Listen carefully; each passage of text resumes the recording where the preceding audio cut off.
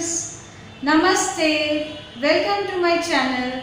I'm Mamta and I have started this channel to share my love for food and cooking with you.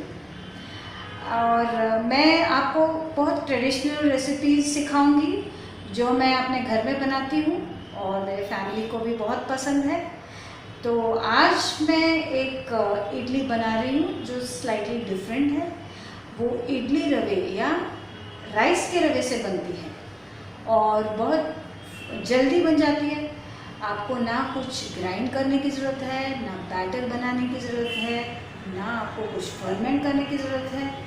आधे घंटे में बन जाती है और उसमें बहुत वेजीज भी हैं, तो it's really healthy.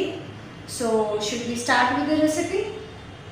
Idli rava से इडली बनाने के लिए हमको सामग्री चाहिए इडली रवा, तेल, उड़द दाल, चना दाल, राई, हींग, अदरक, हरी मिर्च, कड़ी पत्ता,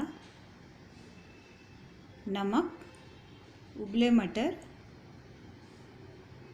घिसी हुई गाजर, नारियल और काजू।